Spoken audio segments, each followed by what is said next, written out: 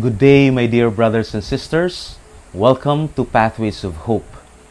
My name is Abyong, and I'll be offering to you the reflections for today's Gospel.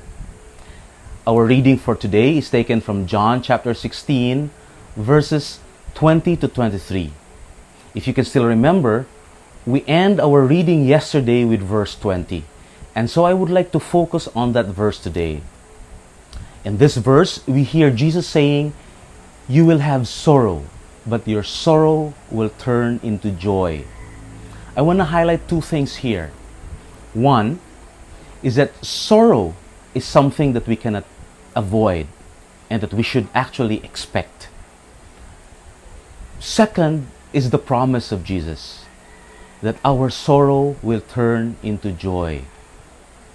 You see, this transition from sorrow to joy is likened to a mother giving birth who experiences the pain and the suffering and the anguish of delivering the child, but once the child is delivered, she forgets all the pain and the anguish because of the joy of seeing the child.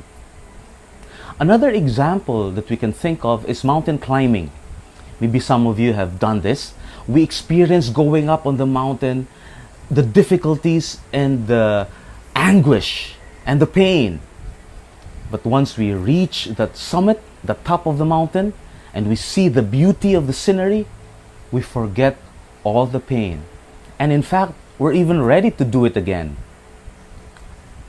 But you know, these examples actually pale to the truth that Jesus really wants us to know. In the second letter of Paul to the Corinthians chapter 4, Paul says, "This slight momentary affliction is preparing for us an eternal weight of glory beyond all comparison." You see, the sorrow that we experience now is slight and momentary.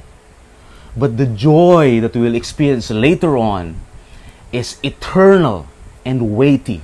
And it's beyond comparison, beyond what we can imagine.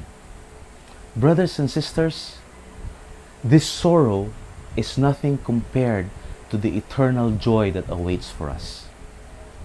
And so as we experience sorrow, let's not focus on our experience, but let's focus on what is promised by Jesus.